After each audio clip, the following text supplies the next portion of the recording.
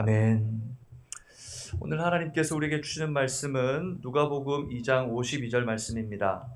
누가복음 2장 52절 말씀, 한 절 말씀입니다. 우리 함께 합독하도록 하겠습니다. 누가복음 2장 52절 말씀입니다. 함께 읽겠습니다. 예수께서 지혜와 키가 자라가며 하나님과 사람에게 더욱 사랑스러워 가시더라. 다시 한번 읽을까요? 예수는 지혜와 키가 자라가며 하나님과 사람에게 더욱 사랑스러워 가시더라. 아멘. 우리도 함께 사명선언 함께 나누며 말씀을 이어가겠습니다. 준비되셨죠? 예수의 제자 되어 생명의 열매 맺는 풍성한 공동체. 예수의 제자 되어 생명의 열매 맺는 풍성한 공동체. 좌우에 계신 분에게 예수의 제자 되어 풍성한 공동체. 아멘. 하나님께서 세워가는 공동체, 아름다운 공동체. 그 아름다운 항해 가운데 여러분들과 함께 동참하기에 이 일이 가능한 줄 믿습니다. 여러분 마음을 모아주시고 집중해 주시고 서로를 붙드는 우리 아름다운 공동체 되기를 주님의 이름으로 축복합니다. 이 땅에 존재하는 대부분의 부모님들의 가장 큰 소망, 중요한 관심이 어디에 있을까요? 우리가 잘 이해하기 위해서는 그 증거로 우리의 물질과 시간 그리고 관심의 방향을 살펴보면 알 수 있겠죠. 다 어디로 갑니까? 무엇을 위해 사용합니까? 누굴 위해 우리가 헌신합니까? 이민교회 초기 성도님들 대부분 그 어려운 시간, 힘들고 모진 시련 참아내며 견딘 이유도 어디에 있습니까? 바로 자녀들을 제대로 키우겠다는, 그리고 자녀들을 향한 마음으로, 그 일념으로 이 먼 곳까지 와서 결심하고 감당하신 것 아니겠습니까? 그래서 1세대들의 그 헌신으로 지금 많은 세대들, 다음 세대들이 자라고 있는 줄 저는 알고 있습니다. 하지만 물론 그 가운데 실수와 아픔이 왜 없겠습니까? 상처도 있고, 내가 사랑하는 자녀에게 상처를 주기도 하고 상처를 받기도 하며 1세대의 아픈 그 시간들을 잘 견뎌오셨습니다. 그럼에도 부모에게 자녀들이 얼마나 중요한 존재인지 두말하면 잔소리일 겁니다. 교회도 마찬가지입니다. 교회도 유한한 사람들로 구성되어 있는 공동체입니다. 언젠가는 모두가 하나님의 부르심을 받게 될 겁니다. 나이에 상관없이 태어나는 것은 순서가 있지만 부르심 받는 것은 순서가 없습니다. 그러기에 우리는 다음을 준비하는 세대들을 세우는 것이 무엇보다 중요한 비전이 되어야 합니다. 그래서 예수의 제자 되어 생명의 열매 맺는 풍성한 공동체로서의 세 번째 비전은 같이 읽어볼까요? 시작. 다음 세대가 자라는 교회. 다음 세대가 자라는 교회가 되어야 합니다. 우리가 이 세 번째 비전을 생각해 보니까 첫 번째 비전과 두 번째 비전이 무엇이었는지 혹시 기억하시겠어요? 첫 번째 비전이 뭐였죠? 시작. 은혜의 복음을 선포하는 교회. 그렇습니다. 우리가 어디선가 어느 장소에서나 누구를 만나든 어떤 시간이든 은혜의 복음을 선포할 수 있는 준비가 되어 있고 성숙한 교회. 그것이 우리 방주 선교교회의 비전이 되어야 합니다. 두 번째는 무엇이었죠? 건강한 가정을 세우는 교회입니다. 건강한 가정을 세우는 교회. 하나님의 설계와 목적이 기초가 되고 예수의 온전한 사랑이 작동하는 교회. 그런 가정 위에 하나님께서 기름 부으시는 줄 믿습니다. 이런 교회, 이런 가정은 바로 믿음의 세대, 다음 세대를 키워내야 할 사명을 가진 공동체입니다. 그렇다면 여러분, 다음 세대가 누구를 의미하는 걸까요? 다음 세대는 누구일까요? 주일학교? 유스 자녀들? 거기까지일까요? 아니죠. 그 대학 청년부가 있죠. 그럼 대학 청년부까지일까요? 그러면 이 다음 세대를 이야기할 때 다음 세대라고 말하기보다는 그냥 자녀 세대라고 하는 것이 더 적합하지 않을까 생각됩니다. 우리에게 이 다음 세대란 어떤 세대라고 말해야 할까요? 그래서 여러분과 함께 제가 함께 마음을 모아서 이렇게 정했으면 좋겠습니다. 같이 읽어볼까요? 시작. 다음 세대는 믿음의 유산을 이어가는 육적, 영적, 공동체적 후손입니다. 그렇습니다. 다음 세대는 단순하게 우리 유스, 청년대학부, 유초등부를 넘어서 육적, 영적, 그리고 공동체적 후손들입니다. 그러니 첫 번째로 다음 세대란 이런 사람들입니다. 같이 읽겠습니다. 신체적으로, 연령적으로 어린 자녀들입니다. 다음 세대는 첫 번째, 신체적으로, 연령적으로 어린 자녀들입니다. 우리 지금 아이들이 지금 예배하고 있죠. 우리 아이들 유스, 그리고 유초등부, 그리고 그 밑에 더 어린 영아, 유년, 그리고 청년대학부가 모임을 시작했습니다. 이런 연령적으로 우리가 보호해주고, 후원해주고, 그리고 우리가 관심을 가져야 할 어린 자녀들. 첫 번째로 우리의 가정에 있는 아이들, 우리의 손주들. 이 모두가 우리가 붙들어야 될 다음 세대입니다. 그런데 단순하게 신체적, 연령적인 어린 아이들만이 다음 세대가 아니라는 거예요. 두 번째는 뭐죠? 읽어보겠습니다. 시작. 신체적 연령을 넘어 영적으로 새롭게 영적인 삶을 시작하고 성장하고 있는 영적 자녀들입니다. 지금 예수를 믿게 되고 예수를 믿은 이후에 새로운 삶을 시작한 많은 분들이 있습니다. 연령적으로는 다양할 수가 있겠죠. 하지만 그 신앙의 수준이, 신앙의 발걸음이 이제 막 시작한 그런 세대입니다. 그들은 바로 우리에게 영적으로는 다음 세대가 되어야 합니다. 그들이 성숙하고 자라나서 이 하나님의 나라, 하나님의 세대들을 이어갈 수 있는 영적 자녀들인 거죠. 어쩌면 여기에 어떤 분에게는 영적 자녀들이 앉아 있을 수 있어요. 그래서 그분들이 자라는 모습을 보면서 여러분들이 얼마나 마음속으로 뿌듯해하고 있는지 모르겠습니다. 하지만 여기에 멈추지 않고 세 번째 읽어보겠습니다. 시작. 교회를 통해 하나님의 나라를 위해 헌신하는 하나님의 자녀들입니다. 교회를 위해 헌신하는, 교회를 통해 하나님의 나라를 위해 자라고 있는 이 모든 자녀들, 바로 하나님의 자녀들이 바로 다음 세대에 속합니다. 이 하나님의 자녀는 그렇기 때문에 연령과 신분과 직분과 모든 것을 뛰어넘어 우리 모두가 하나님의 자녀입니다. 여기 있는 분들 중에는 다 하나님의 자녀로 자라나는 다음 세대들입니다. 우리 좌우에 계신 분들이 이렇게 도전할까요? 당신이 다음 세대입니다. 네. 왜 그 당신을 왜 안 보세요? 네. 다시 한번 그 당신을 보면서 고백합시다. 당신이 다음 세대입니다. 네. 여기 앉은 모두가 다음 세대입니다. 육적으로, 연령적으로 어린 자녀들, 영적으로 이제 거듭난 주의 자녀들, 그리고 하나님의 나라를 위해 헌신하는 하나님의 자녀들, 이 다음 세대가 자라는 교회, 그것이 바로 방주의 비전이 되어야 될 줄로 믿습니다. 교회의 역량을 모아 집중해야 하는 사역이며 우리의 관심과 헌신이 있어야 하는 사역입니다. 우리 온 교회가 이 아름다운 비전을 이루어갈 수 있기를 주님의 이름으로 축복합니다. 그렇다면 다음 세대가 자라는 교회는 어떤 기준을 따라 세워져야 할까요? 또 그렇게 다음 세대를 자라게 하기 위한 교회는 어떤 교회여야 할까요? 우리가 계속해서 고민하지만 이 답을 찾기에 참 쉽지 않은 무릎이고, 또 이 문제를 해결하기 위해 집중하고 머리를 맞서 보지만 이 세대를 지나가며 얼마나 큰 과제인지 고백할 수밖에 없습니다. 그래서 오늘 말씀을 통해 그 해답을 예수님의 모습 속에서 찾아보려고 합니다. 이 비전이 온 교회, 그리고 가정, 여러분 각자의 비전이 되기를 주님의 이름으로 축복합니다. 성경에서 예수님의 어린 시절을 찾아볼 수 있는 구절인 극히 제한적입니다. 예수님 자신의 자서전적 기록도 남기시지 않으셨습니다. 우리가 보통 위대한 위인들이나 기록에 남지 않은 많은 비하인드가 있는 이야기들은 그 위인들의 자서전이나 또는 다른 사람들이 써놓은 글들을 통해서 살펴보게 되는데, 예수님 자신에 대한 자서전적 회고록이나 기록들이 남아있지 않습니다. 그래서 예수님에 관련된 상을 살펴보기란 참 힘든 주제입니다.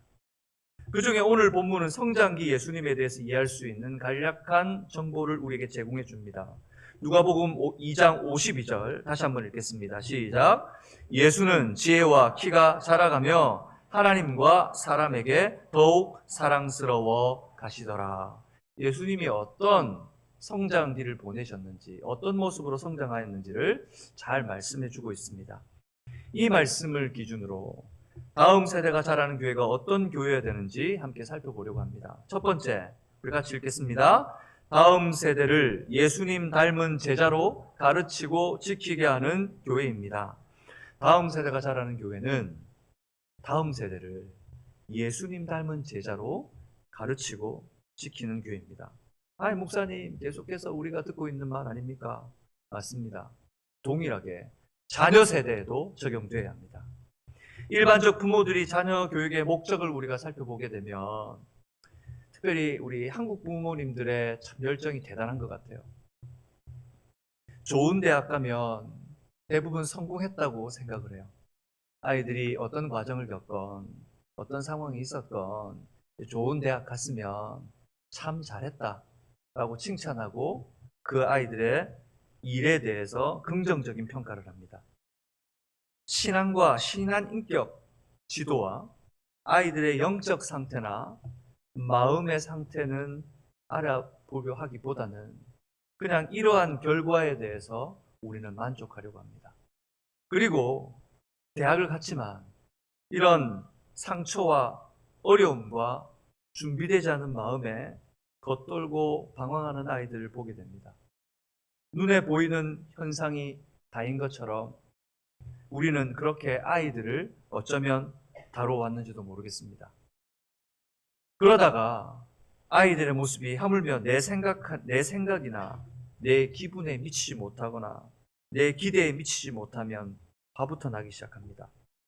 그러면 신앙이고 뭐고 화가 머리까지 차올라옵니다. 그 화는 아이들에게 이렇게 다시 돌아갑니다. 너 그래서 뭐가 되겠니? 네가 생각이란 걸 하고 사니? 라고 아이들에게 핀잔을 줍니다. 그렇게 말을 하고 그렇게 마음이 상한 이유는 자녀들을 향해 기도하고 있었거든요. 열심히 기도했습니다. 뭘 위해 기도했습니까? 하나님, 우리 자녀들 좋은 직장 갖고 평안한 삶, 성공한 삶 살 수 있도록 하나님께서 붙들어 달라고 얼마나 많이 기도하고 계셨습니까? 다 그렇게 기도하고 계시죠? 그런데 네가 다 망쳐놨다는 거예요. 이 기도 어떻게 된 건지 응답이 있을 수가 없다는 거예요. 그러니 여러분, 얼마나 그 기대가 허물어진 부모의 마음은 상처로 남고 그 자녀들은 아픔 속에 있겠습니까? 또 영적인 자녀를 가질 양이라면, 내가 영적으로 누군가 복음을 전해서 그들을 인도했다면, 교회로 인도했다면 이미 마음에 그 성도를 향한, 그 한 사람을 향한 인생 계획이 내 마음에 그려져 있습니다. 이미 전도된 사람은 아무 생각 없이 교회 가서 앉아 있는데 내가 이미 그 사람의 인생 계획을 다 짜놨어요. 그래서 이 사람이 이 정도 되면은 이제 훈련 받고, 이 정도 되면은 섬기고, 그리고 이 정도 되면 그 다음에는 내가 머릿속으로 다 그림을 다 그려놨어요.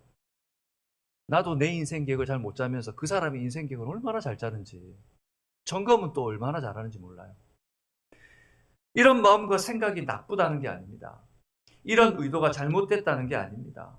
이런 일을 위해서 기도해야죠. 한 사람이 성장하기 위해서 관심을 가져야죠. 근데 문제는 그 계획대로, 내 계획대로 되지 않으면 실망하고 좌절하고 시험에 빠진다는 거예요. 여러분, 그런 시선에서 예수님을 본다면, 이런 세상적인 안목과 세상적인 방법으로 예수님을 본다면 예수님만큼 실패한 인생이 어디 있어요? 예수님만큼 실패한 인생이, 예수님만큼 실망하게 만드는 인생이 어디 있습니까? 예수님이 오실 때 어디 태어났습니까? 어디 태어나셨죠? 마구간에 태어났습니다. 흔히 우리가 말하는 흙수저 진에서 진흙수저. 마구간에 태어났습니다. 그리고 예수님 누구의 아들로 태어났습니까? 목수의 아들로 태어났습니다. 그가 자라면서 뭐 배웠겠습니까? 목수일 배웠겠죠. 그러면서 목수일을 했어요. 아버지 도와가며. 그런데 그뿐이 아니라 33세의 젊은 나이로 요절했습니다. 어떻게 죽었습니까? 저주를 받아 죽임당했습니다. 아주 비참하게 죽임을 당했습니다. 여러분, 이것만큼 실망스럽고 우리를 실패한 인생이라고 볼 수 있는 모습이 어디 있습니까? 세상의 모습으로 본다면, 하지만 여러분 아니잖아요. 예수님의 인생이 실패한 것 아니잖아요. 이런 헌신과 이런 순종과 수고가 마침내 하나님의 은혜를 부어 예수 그리스도께서 영광스러운 권위를 회복하시고 우리의 주와 그리스도가 되셨잖아요. 그런 하나님의 은혜를, 하나님의 모습을 발견한 인생들에게 허락하실 줄 믿습니다. 우리 부모 세대에게 허락하실 줄 저는 확신합니다. 그렇다면 오늘 말씀을 통해 다음 세대를 향한 우리의 목적과 방향이 재정렬되기를 주님의 이름으로 축복합니다. 오늘 성경에서 하나님께서 예수님의 어린 시절을 통해 깨닫게 하는 요소들이 무엇인지 한번 발견해 보겠습니다. 예수님께서는 도대체 다음 세대를 향한 교회가 그럼 이런 세상적 방법, 세상적 기준이 아닌 어떤 모습으로 우리에게 나타나기를 원하실까요? 첫 번째는 같이 읽겠습니다. 시작. 다음 세대의 비교 대상이 세상이 아닌 예수님이어야 합니다. 사람들은 보이는 것에 눈이 먼저 갑니다. 그래서 내가 보이는 게 자꾸 사모되고 기준이 돼요. 사람들이 손에 잡히는 것을 먼저 잡게 됩니다. 그래서 내 손에 잡히는 가시적인 것이 내 기준이 돼요. 우리가 아이들 보면서 그렇게 하지 않습니까?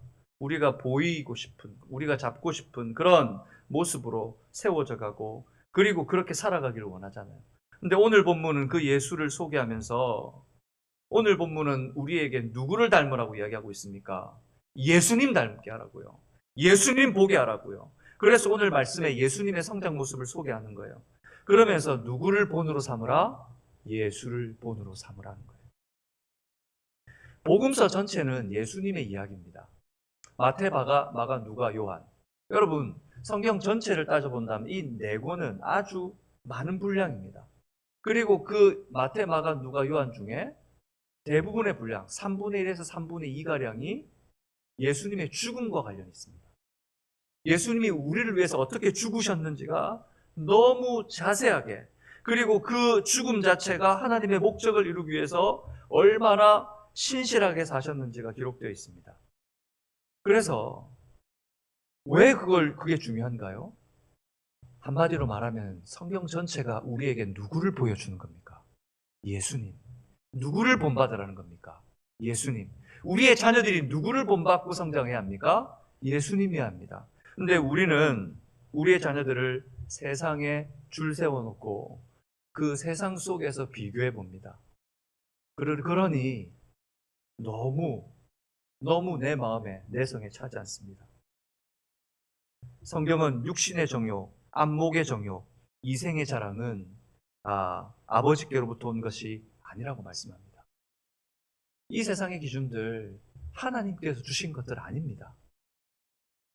우리가 세상 속에서 살아가는 세상 속에서 내가 좋게 보이고 아름답게 보이고 손에 잡고 싶은 것이 기준이 된 것이죠. 그래서 성경은 오직 믿음의 주요 온전케 하시는 예수만 바라보라고 말씀하셨어요. 누구만 바라보라고요? 예수만 바라보라고요. 우리 아이들에게 누구 보여줘야 됩니까? 예수를 보여줘야 됩니다. 근데 예수는 온데간데 없고, 신앙의 교육과 신앙은 온데간데 없고, 우리가 무엇을 붙들고 있습니까? 로마서 12장 2절은 오직 마음을 새롭게 함으로 변화를 받아 주님이 기뻐하시는 일에 집중하라고 가르치고 있습니다. 여러분, 우리의 다음 세대들이 세상에 비교되지 않게 합시다. 우리의 다음 세대들이 세상에 줄 세워놓고 그들을 닮아가야 된다고 강요하는 교회가 되지 않기를 소망합니다. 예수 닮게 하고 예수 닮은 모습으로 살아갈 수 있도록, 성장할 수 있도록 우리가 그들을 붙들어야 될 줄로 믿습니다. 두 번째는 같이 읽겠습니다. 시작. 성공의 요구 조건보다 균형 있는 성장이 목적이 되어야 합니다. 오늘 본문에서 예수님이 성장하시는 모습을 기록할 때 이 성장하시는 모습을 두 가지 모습으로 요약해 놨어요. 첫 번째는 뭐냐면, 저를 따라서 해볼까요? 자라가며 자랐다는 거예요. 두 번째는 뭐냐면 사랑스러워 가시더라. 이 두 가지로 요약할 수 있어요. 예수님의 성장을 요약할 때 예수님이 좀 더 근사하고, 그리고 예수님의 모습이 더 아름답고, 예수님의 모습 좀 더 도전적이게 보이게 사회적 배경이나 세속적 기준에서 탁월한 분임을 소개할 수도 있잖아요. 그게 더 매력적이지 않아요? 예수님이 왕들보다 더 뛰어나고 세상에서 더 뛰어나고 이런 것들을 어필할 수 있는데, 성경은 그렇게 하지 않으세요. 예수님을 소개할 때 또 다른 성경은 예수님께서 이름을 가지셨고, 그 이름이 세상 어떤 것과도 비교할 수 없는 능력의 이름, 권위의 이름, 구원을 주시는 이름이라고 말씀해 놓고 있어요. 그러면서 예수님의 이름을 하나님이 주신 구원자 예수님을 소개하고 있지, 세상을 뛰어넘고 세상의 권력자들보다 뛰어난 어떤 요소들, 조건들을 나열하고 있지 않단 말이에요. 성경 어디에도 예수님을 소개하면서 세속적 기준, 요구 조건들이 뭐가 되어야 되는지에 대해서 설명하고 있거나 보여주고 있지 않으십니다. 그런데 세상은 성공의 요구 조건들을 무엇보다 우선시합니다. 조건들이 맞아야 돼요. 우리 아이들도 세상의 요구 조건에 맞아야 괜찮은 것 같아 보이고, 그렇게 키워내야 잘된 인생 같습니다. 여러분 어떠세요? 저는 제가 사역하던 교회에서 그런 이야기를 참 많이 들었습니다. 열심히 공부해서 좋은 성적 잘 유지해서 아이비리그에도 가고, 그리고 유시계열의 좋은 학교들에 아이들 보내놨는데, 물론 잘된 아이도 있죠. 그런데 많은 경우 신앙을 잃고, 그리고 성적으로 문란하고, 그리고 뿐만 아니고 감당하지 못해서 정신적으로 육체적으로 병들어오는 아이들을 참 많이 봤습니다. 근데 그 대부분을 들여다보면 신앙으로 성숙하지 못한 아이들이었어요. 그래서 한동안 그런 이야기들이 있었습니다. 좋은 학교가 아니라 좋은 신앙의 공동체가 있는 학교를 보내자. 부모들에게 그런 운동이 일어났었어요. 좋은 학교 가서 인생 망치는 게 중요한 게 아니라, 좋지 않고 조금 기준에 미달되고 세상의 기준에는 아니더라도 신앙을 지킬 수 있는 학교로 보내어 아이들이 온전히 자랄 수 있게 하자는 생각이 많이 나누어졌었습니다. 그리고 그것을 위해 기도했었어요. 여러분, 교회가 그것이 기준이 되지 않겠습니까?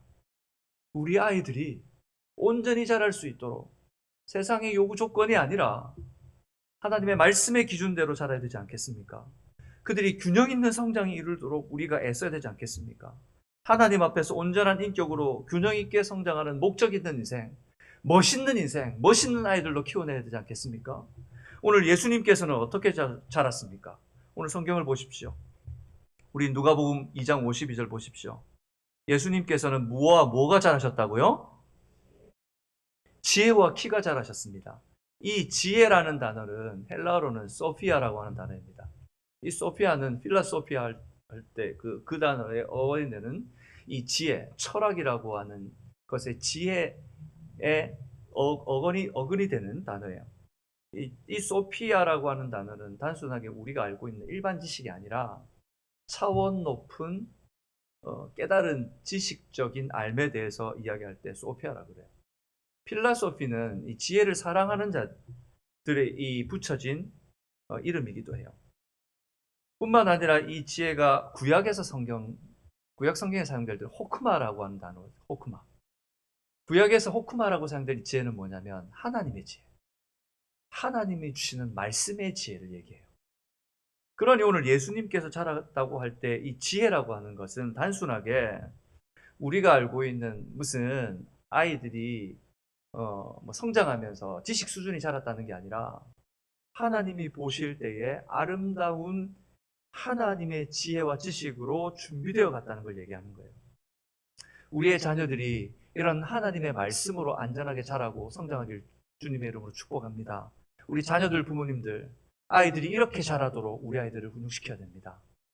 우리 자녀들이 이렇게 자라야, 우리 손주, 손녀를 두신 우리 부모, 이렇게 아이들이 자랄 수 있도록 할머니, 할아버지들이, 부모, 엄마, 아빠들, 내 아들, 내 자녀를 그렇게 아이를 기를 수 있도록 여러분 지원해 주셔야 합니다. 아멘.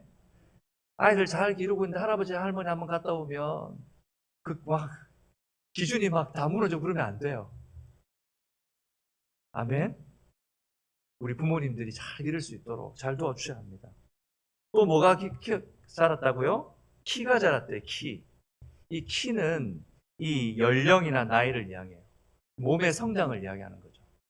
신앙적으로 교회에서 아이들이 잘 자라야 됩니다. 그리고 잘 배워야 됩니다. 그런데 아이들이 교회에서만 잘 자랄 뿐만 아니라 어디 가서도 잘 자라야 되겠습니까? 세상 속에 나가서도 잘 자라야 돼요. 온실 속에 화초가 되면 안 되고 세상 속에 나가서 세상 속에서 영향력 있는 아이들이 돼야 돼요. 막 세상 속에서 휘젓고 다니면서 복음 전해야 돼요. 아멘? 그런 아이들이 되어야 돼요. 그런데 아이들이 교회에서만 행동 잘하고 밖에 나가서는 어떤 행동을 해도 관심이 없거나 내버려 둔다면 균형 없는 삶을 살게 돼요. 여러분, 우리가 생각할 때 공부 잘하는 아이들이 괜찮은 아이 같아요. 그죠? 학업 성적 잘 나오고 수학 잘하고 영어 잘하시고 과학 잘하시면 그리고 아이들이 성적 좋으면 풀 A로 받아오고 A 풀 받아오고 그래서 막 말 잘 들으면 그게 아니라 여러분 어떤 학자가 그런 말을 했습니다. 모든 아이들은 천재라고 얘기했어요. 저를 따라서 합시다. 우리 아이들은 천재입니다. 자신이 없는 부모들이 몇몇 보이세요? 다시 한번. 우리 아이들은 천재입니다. 우리 아이들은 천재예요. 하나님께서 그렇게 만드셨어요. 어떤 아이들은 사람 만나는 게 천재예요. 그 아이만 가면 아이들을 몰고 다녀요. 몰고 다녀요. 사람을 만나고 사람을 사귀고 아이들의 마음을 만지는 게 천재예요, 천재. 어떤 아이들은 뭔가를 만들어내는 게 천재예요. 누가 가르쳐 주지도 않았는데 자기가 막 만들어내요. 어떤 아이들은 이해하는 게 천재예요. 그래서 이해력이 빨라요. 몇 마디 해줘도 2개, 3개를 이해해요. 어떤 아이들은 암기하는 게 천재예요. 그래서 암기하는 걸 너무 잘해요. 그런데 이 천재들이 게을러져서 문제죠. 사랑하는 여러분, 우리 아이들이 하나님이 주신 그 천재적인 기질이 자랄 수 있고 후원해주고 발굴해낼 수 있는 그런 가정들, 그런 교회가 되기를 주님의 이름으로 축복합니다. 아이들이 지혜가 나라 뿐만 아니라 세상 속에서 함께 몸이 자라가며 균형 있는 성장을 이루고 그래서 이 아이들이 세상의 요구 조건에 줄 세워서 훌륭한 자녀들이 아니라 하나님의 말씀 앞에서 균형 있는 성장을 해서 그 목적을 이루어서 아름다운 자녀가 될 수 있는 그렇게 길러내는 교회, 그것이 바로 여러분 교회이어야 되고 바로 예수의 제자된 공동체가 될 줄을 믿습니다. 우리 아이들 세상 기준에 좀 못 미친다고 해서 여러분 나무라지 마시고 오늘 집에 가걸랑 맛있는 거 해주세요. 그리고 우리 아이들 세워주세요. 우리 영적인 자녀들, 우리 생각처럼 교회도 잘 안 나오고 들쑥날쑥하고 내가 전도했는데 나왔다가 안 나왔다가 그런다고 해서 여러분 도끼 눈 뜨지 마시고 가서 그분 찾아가가지고 그분 위로해 주세요. 그분 한번 신방해 주시고 맛있는 밥 한번 사주시고 신앙이 여려 견뎌낼 힘이 없다면 도와줘야 됩니다. 우리 모두가 하나님의 자녀라고 했잖아요. 옆에 분 보세요. 이 옆에 분들의 상황과 형편 여러분 잘 알고 계십니까? 우리가 서로 잘 알고 다음 세대를 키워낸다는 건 바로 옆에 분이 잘 자라게 하는 거예요. 옆에 분이 잘 자라게. 옆에 분에게 이렇게 얘기합시다. 제가 돕겠습니다. 말로만 하지 마시고 돕시다. 3번째, 어떻게 해야 됩니까? 시작. 사랑받고 사랑할 줄 아는 영향력 있는 인격이 되게 해야 합니다. 예수님의 모습 2번째 보니까 예수님이 하나님과 사람에게 어떻게 되어갔다고요? 어떻게 되어갔다고요? 사랑스러워 가시더라 말씀하셨어요. 근데 그 앞에 하나의 수식어가 더 붙고 있습니다. 어떻게? 더욱 사랑스러워 가시더라. 더욱 사랑스러워. 한마디로 말 시간이 가면 갈수록 그 사랑의 깊이와 영향력이 함께 자라갔단 말이에요. 예수님의 사랑하시고 사랑받는 모습이 탁월했던 분이셨던 걸 보여주는 거예요. 무엇보다 하나님의 말씀에 순종하고 하나님을 향한 태도에서 그랬어요.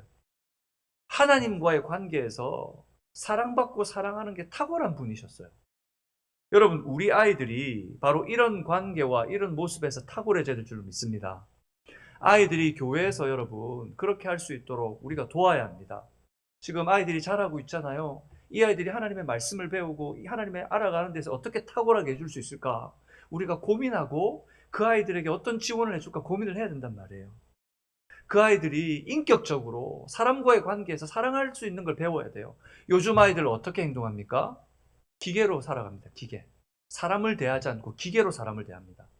조금 옆에 있는 아이들도 서로 만나서 이렇게 묻고 대화하고 얼굴 보고 얘기 안 하고 뭐로 얘기해요?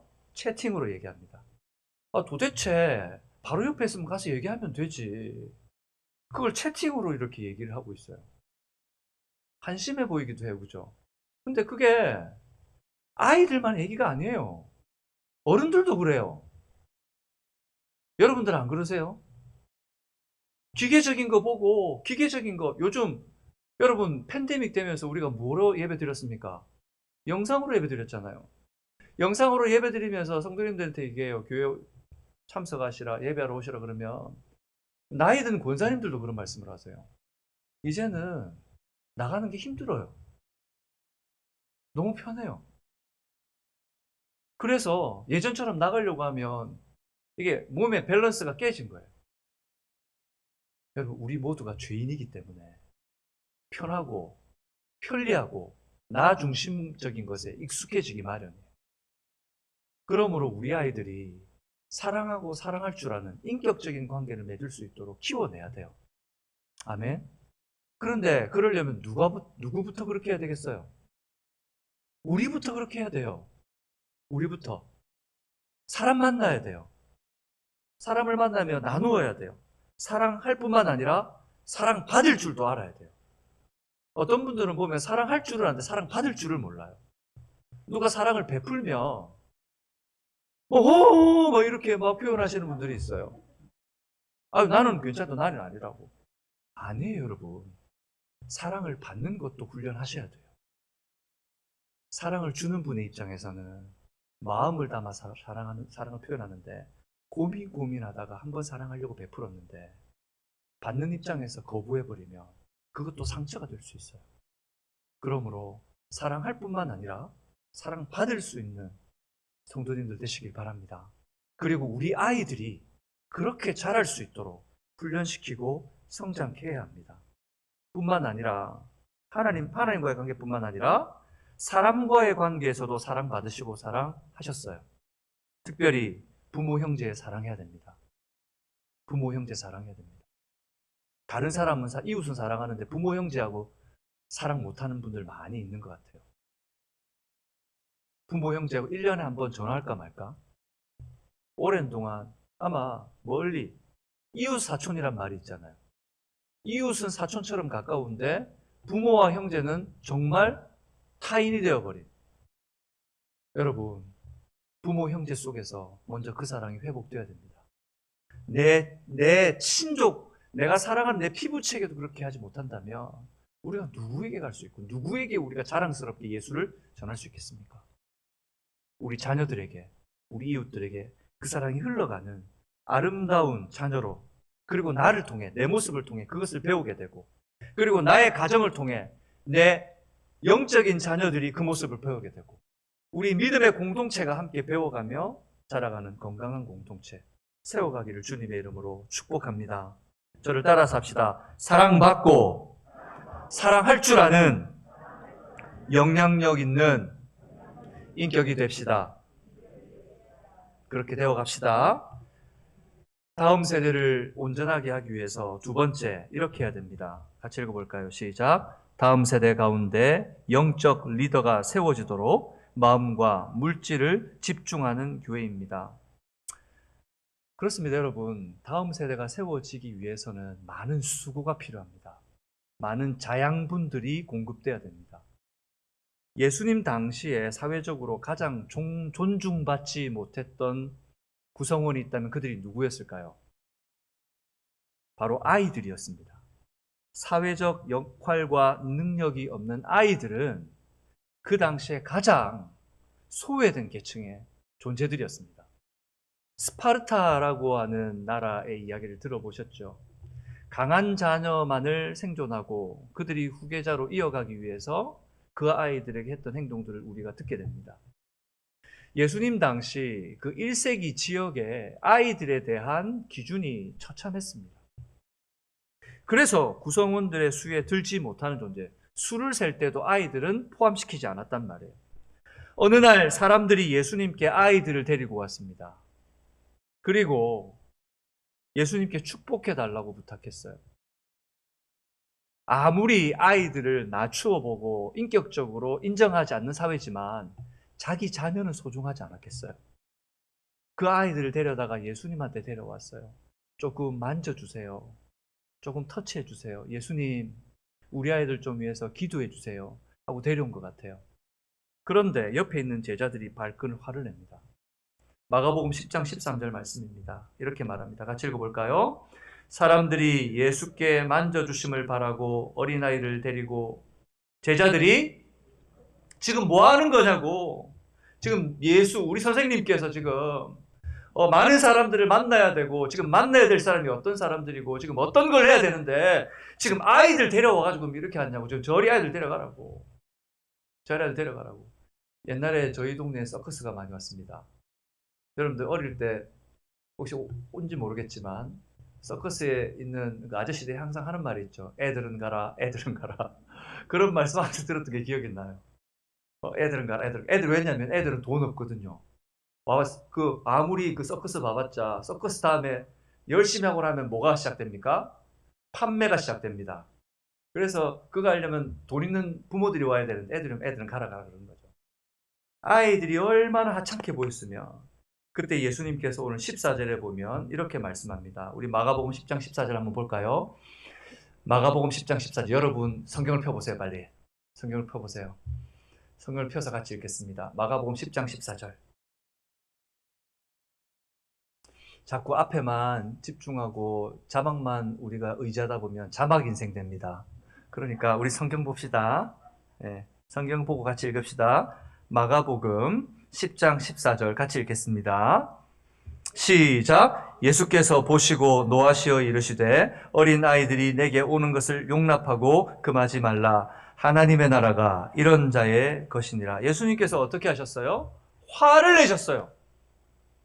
지금 니네 뭐 하는 거냐? 막지 마라. 지금 너의 행동이 나를 불편하게 한다. 예수님께서 화를 내셨어요. 어린아이들 나에게 오는 것 막지 마라. 금하지 마라. 주님께서 말씀하십니다. 그러면서 그 뒤에 더 충격적인 말을 합니다. 뭐라고 하세요? 하나님의 나라가 누구의 것이다? 하나님의 나라가 이런 자의 것이다 라고 말해요. 물론 이 속에는 아주 다른 의미적인 내용이 들어있지만 이 글자 그 자체로의 의미도 담고 있어요.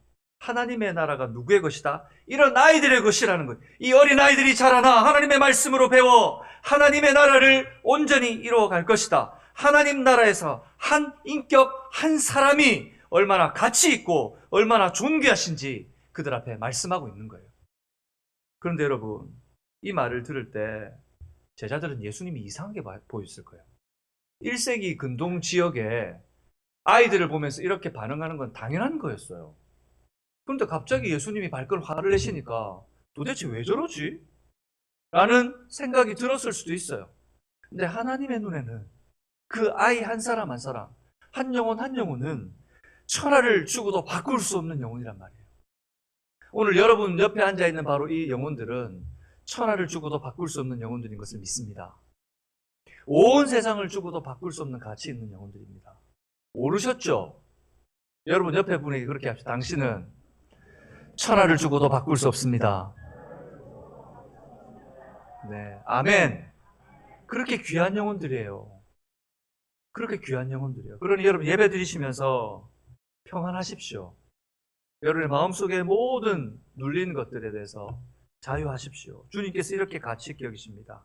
그리고 주님께서 이렇게 말씀하시는 것은 아이들을 향한 그 사랑, 집중력, 하나님의 그 다음 세대를 이어갈 이 영혼들에게 얼마나 집중하고 계신지 보여주는 거예요. 16절에 이렇게 얘기합니다. 여러분 16절 보세요. 여러분 성경으로 16절 보세요.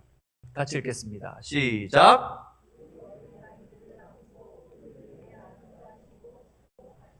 예수님께서 그 아이들에게 어떻게 하셨어요?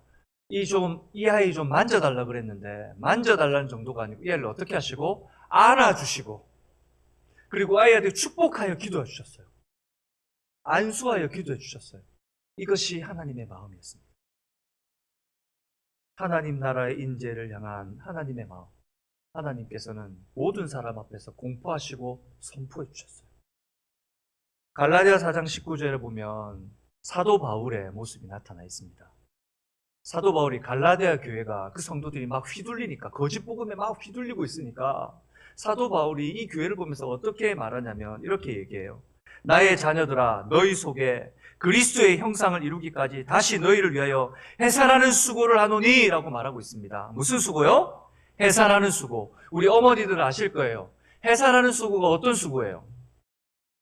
저도 남자이지만 남자들은 잘 몰라요. 남자들 안다 그래도 어떻게 알겠어요? 어머니들은 너무 잘 아시잖아요. 이 해산하는 수고가 어떤 것인지. 아이 하나 놓기 위해서 10달 동안 이 불편한 몸을 가지고 어떻게 살아가는지. 그리고 아이를 생산하기 위해서 이 아이에게 어떤 것까지 지금 아이에게 함께 나누는 거예요? 생명을 나누는 거예요. 생명. 엄마의 생명을 나눈단 말이에요. 엄마의 모든 생명의 에너지가 아이들에게 간단 말이에요. 지금 사도 바울은 그렇게 내가 한 영혼을 붙들고 한 영혼을 온전케 하기 위해서 내가 그렇게 집중한다고 지금 말해주고 있는 거예요. 이 외에도 고린도 후서 11장에 보면 한 영혼을 온전케 하기 위해서 사도 바울이 얼마나 목숨 바쳐 달려왔는지 집약된 삶의 여정이 고린도 후서 11장에 그대로 나타나 있어요. 그 중에 고린도 후서 11장 28절에 보면 이렇게 말하고 있습니다. 여러분 펴봅시다. 고린도 후서 11장 28절입니다. 고린도 후서 11장 28절. 세상에서 가장 아름다운 소리 무슨 소리게요? 성경 책장이 넘어가는 소리입니다. 여러분 성경 책장을 넘기시고 고린도후서 11장 28절 같이 읽겠습니다. 고린도후서 11장 28절 같이 읽겠습니다. 시작. 이 외의 일은 고사하고 아직도 날마다 내 속에 눌리는 일이 있으니 곧 모든 교회를 위하여 염려하는 것이라.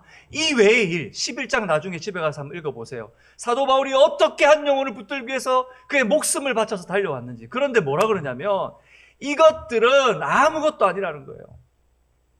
이것들은 아무것도 아니라는 거예요. 내 마음에 밤낮 잠을 자지 못하고 날마다 눌리고 생각 속에 내 마음을 붙드는 일인데 그것이 뭐냐면 모든 교회를 위해 염려하는 거라는 거예요. 저 영혼, 저 집사님, 저 장로님, 저 형제, 어떻게 할까? 어떻게 주의 말씀으로 자라게 되어야 되는데 저거 내버려두면 어떻게 될까? 그 영혼 한 영혼 복음 전하고 돌아왔던 그 교회 어떻게 되었을까? 그 마음으로, 그 마음의 염려로 안절부절할 수 없는 모든 에너지와 집중력을 그곳에 쏟아붓는 바울의 모습을 보게 됩니다. 또 예수님은 어떠셨어요? 여기저기서 불러 모은 12명의 제자들, 예수님께서 어떻게 그들에게 집중하셨습니까? 3년 동안 그들과 동거하셨어요. 함께 지내셨어요. 예수님의 33년의 생애 동안 마지막 3년은 아주 중요한 공생의 시간입니다. 온 우주와 하나님의 말씀의 언약을 성취하기 위해서 자신의 생명을 쏟아부은 시간이었다고요. 그런데 그 중에 가장 중요한 시간들을 누구와 보내셨습니까? 예수님의 제자들과 보내셨단 말이에요. 무엇을 가르치셨습니까? 예수님 목적이 뭐였어요? 사람을 낚는 어부가 되게 하는 거예요. 사람을 낚는 어부. 인간 어부는 낚시에서 어떻게 하죠? 낚시에 좋은 미끼 달아 던져놓고 무엇을 낚습니까? 살아있는 생선을 낚습니다. 그 생선을 어떻게 합니까? 회쳐서 먹습니다. 살아있는 거 건져다가 죽인단 말이에요. 그런데 예수님의 제자는 어떤 제자들입니까? 어떤 삶을 합니까? 어떤 낚시꾼들입니까? 죽어있는 영혼들을 낚아다가 예수의 생명으로 살려내는 사람이 되어야 됩니다. 이것은 자신의 모든 마치 부모가 해산하는 고통을 하는 것처럼 갈아 넣어야 가능합니다. 그런데 이 제자들 어땠습니까?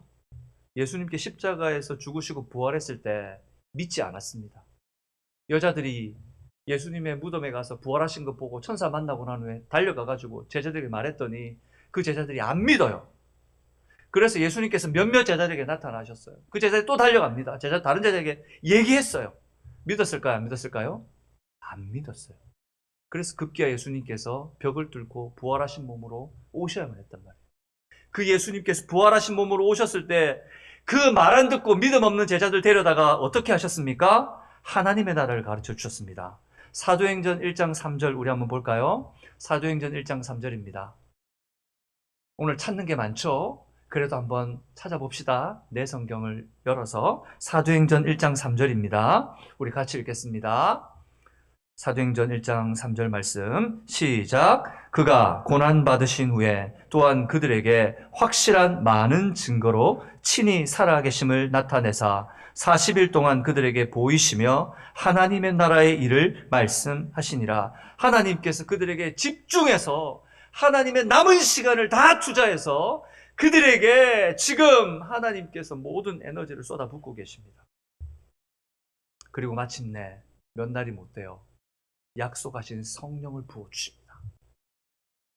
그들의 마음속에 역사하셔서 충만케 하셔서 그들의 인생의 터닝 포인트를 만들어내십니다. 사랑하는 여러분, 하나님께서 우리의 인생에도 그렇게 만나주신 줄 믿습니다. 그래서 우리가 지금 여기에 앉아있지 않습니까? 우리가 정말 이렇게 하나님의 말씀을 듣고 예배 드릴 수 있을 만한 그런 인생들인가요? 우리가 예배 드리러 올 때마다 우리의 감격과 하나님을 향한 뜨거운 마음이 날마다 샘솟아야 합니다. 지금 이 예배는 그냥 이루어진 예배가 아니란 말이에요. 이런 제자들과 같은 우리를 하나님께서 붙드셔서 인생의 터닝 포인트를 만드시고 구원해 주신 사건을 우리가 경험한 사람들이란 말이에요. 한 영혼, 즉 하나님 다음 세대를 위해 우리 주 예수 그리스도께서 오셔서 본을 보여주시고 하나님께서 직접 역사하셔서 우리의 삶의 방향을 바꿔주시고 성령께서 역사하셔서 우리에게 인생의 목적을 발견하게 했단 말이에요. 여러분, 다음 세대를 자라게 하는 일을 우리 모든 교회가 집중해서 함께 감당해야 될 줄로 믿습니다. 주님께서 그래서 우리에게 뭐라고 부탁하셨습니까? 가서 제자 삼으라 말씀하셨습니다. 이 명령에 순종해서 여러분, 우리가 세상 속으로 나아가 키워야 되지만 우리의 자녀들, 다음 세대들, 그리고 영적인 자녀들, 교회에 있는 모든 세대가 이렇게 자랄 수 있도록 가르치고 그들을 붙들 수 있는 우리 방주 선교회가 되기를 주님의 이름으로 축복합니다. 세 번째, 같이 한번 읽어보겠습니다. 시작. 다음 세대의 성장통과 변화에 전 교회가 함께 공감하는 교회입니다. 오늘 본문을 통해 보면 우리가 예수님의 성장 속 균형과 성숙을 발견하지만 그보다 먼저 2장 50절 말씀, 52절 그 전에 누가복음 2장 40절에 보면 하나님께서 이렇게 예수님의 성장에 대해 말씀하고 계세요. 2장 40절 말씀입니다. 같이 읽어볼까요?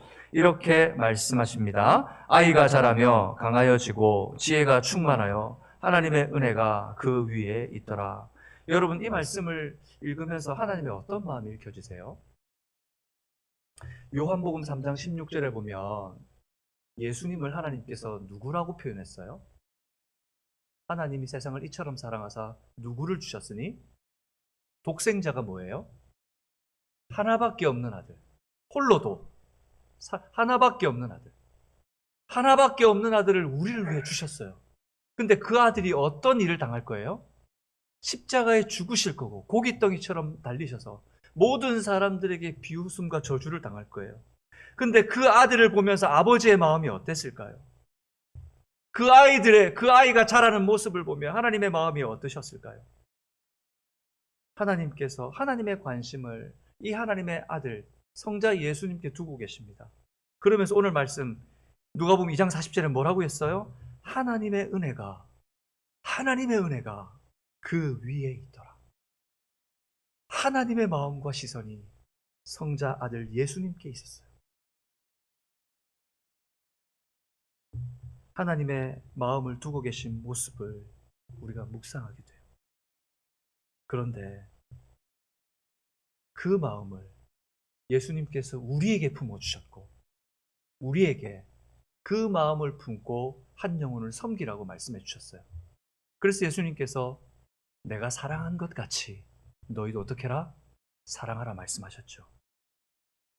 그렇습니다, 여러분. 다음 세대가 자라는 교회는 다음 세대가 자라는 동안 겪게 되는 그들의 삶의 사랑과 관심을 가지고 늘 공감하는 교회가 되어야 됩니다. 그런데 이 세대의 교회를 보면 공감 능력이 없어요. 서로를 공감하는 능력이 사라졌어요. 어린 자녀들이 사춘기가 되면 겪게 되는 몸의 변화가 있습니다. 생각지도 않은데 통증이 일어나요. 근데 아프대요. 근데 어디 아픈지 이렇게 가서 물어보면 실제로 어디가 아픈지는 몰라요. 근데 통증이 일어나요. 그걸 우리는 뭐라 그럽니까? 성장통이라고 해요. 성장통. 자라면서 느끼게 되는, 성장하면서 느끼게 되는 통증이에요. 근데 아이들이 자라면서 성장하는 이 통증이 몸에만 있는 것이 아니고 마음에도 있단 말이에요. 그 아이들의 인격에도 성장통이 일어난단 말이에요. 우리 주변에 있는 우리가 영혼을 구원해서 데려온 그 연약한 성도, 새롭게 거듭난 내 영적인 자녀들에게도 영적인 성장통이 있단 말이에요. 우리 옆에 있는 성도님들이 살아가면서 믿음으로 세워져 가며 하나님의 나라의 백성으로 세워져 갈 때 우리에게 성장통이 있단 말이에요. 그런데 서로를 보면서 그 공감하지 못하는 그런 교회를 보게 될 때 가슴 아픈 거예요. 하나님께서 얼마나 가슴 아플까요? 옆에 분들에게 어떤 일이 있는지 여러분 알고 계세요? 어떤 기도의 제목과 어떤 아픔과 어떤 성장의 고통이 있는지 알고 계십니까? 여러분, 우리가 전도하신 분, 혹시 내가 전도에서 자라고 있는 그 성도에게 어떤 사랑, 어떤 형편, 어떤 은혜로 관심을 보이고 계십니까? 혹시 우리 자녀들이 내가 생각하고 세상의 기준이 아니라 하나님의 관점에서 봤을 때 그 아이의 마음이 어떨지, 그 아이의 신앙이 어떨지, 그 아이의 인격이 어떻게 자라고 있는지 여러분 정말 마음을 다해 온전한 시간을 들여서 한번 대화를 해보신 적이 있습니까? 우리 교회가 이런 마음을 나눌 수 있는 교회가 되길 바랍니다. 우리 부모 세대들이 이런 마음을 나눌 수 있는 부모 세대가 되길 바랍니다. 그 마음을 가지고 우리가 살아갈 때 우리의 모습을 통해 우리의 자녀들이 변화를 받고 내가 전도한 그 영혼들이 변화를 받을 뿐만 아니라 우리 교회를 통해 수많은 교회들과 그리고 많은 사람들이 예수의 모습을 보게 될 줄로 믿습니다. 예수님께서는 어떻게 본을 보이셨습니까? 끊임없이 우리에게 말씀하셨습니다. 내가 너희와 함께 할게. 내가 너희와 함께 할게. 마태복음 28장 20절에 보면 볼지어다 내가 세상 끝날까지 너희와 항상 함께 있으리라 말씀해 주셨어요. 요한복음 14장 16절에 보면 예수님이 죽겠다 그러니까 십자가에 매어 달리겠다 그러니까 제자들이 벌벌 떨면서 예수님께 와서 안 된다고 말했어요. 그때 예수님께서 이렇게 말씀하십니다. 내가 아버지께 구하겠으니 그가 또한 다른 보혜사를 너희에게 주사 영원토록 너희와 함께 있으리로다. 그렇게 걱정하는 제자들에게 영원히 함께 있겠대요. 뿐만 아니라 계시록 20장 3장 20절 이렇게 얘기합니다. 계시록 3장 20절 우리 함께 읽어보겠습니다. 시작. 볼지어다 내가 문 밖에 서서 두드리노니 누구든지 내 음성을 듣고 문을 열면 내가 그에게로 들어가 그와 더불어 먹고 그는 나와 더불어 먹으리라. 주님께서 말씀합니다. 네가 문을 열면 내가 너와 더불어 먹을게. 내가 너와 함께 마음을 함께 할게. 내가 너의 마음을 이해하고 너의 아픈 마음을 씻어줄게. 오늘 우리 교회가 다음 세대의 성장통과 변화에 모든 교회가 함께 공감할 수 있는 그런 교회가 되기를 주님의 이름으로 축복합니다. 말씀을 맺겠습니다. 우리의 세 번째 비전은 무엇이 되어야 합니까? 다음 세대가 자라는 교회가 되어야 됩니다. 다음 세대는 어떤 사람들입니까? 믿음의 유산을 이어가는 육적, 영적, 공동체적 후손들입니다. 그렇다면 이 세대가 자라기 위해 우리가 뭐 해야 돼요? 어떻게 해야 돼요? 첫 번째 읽어볼까요? 시작. 다음 세대를 예수님 닮은 제자로 가르치고 지키게 해야 됩니다. 다음 세대를 예수님 닮게 해야 됩니다. 세상과 비교하지 맙시다. 우리 아이들이 요구 조건 달지 말고 균형 있게 성장할 수 있도록 붙들어 줍시다. 사랑하고 사랑할 줄 아는 아이들로 자라게 합시다. 그것이 예수님 닮은 제자로 키우는 거예요. 두 번째, 어떤 아이들로 키우는 겁니까? 다음 세대 가운데 영적 리더가 세워지도록 마음과 물질을 집중하는 교회입니다. 우리 교회의 물질, 우리 모든 성도들의 마음과 기도 어디에 가야 합니까? 육적으로 자라고 있는 아이들에게 가야 합니다. 영적으로 자라고 있는 자녀들에게, 영적 자녀에게 가야 되고, 바로 내 옆에, 내 좌우에 있는 하나님 나라의 세대에게 가야 합니다. 세 번째, 읽어볼까요? 시작. 다음 세대의 성장, 통과, 변화에 전 공동체가 함께 공감하는 교회입니다. 여러분, 공감 능력을 회복하는 교회, 아름다운 교회가 되기를 주님의 이름으로 축복합니다. 이 말씀을 기억하면서 우리 다음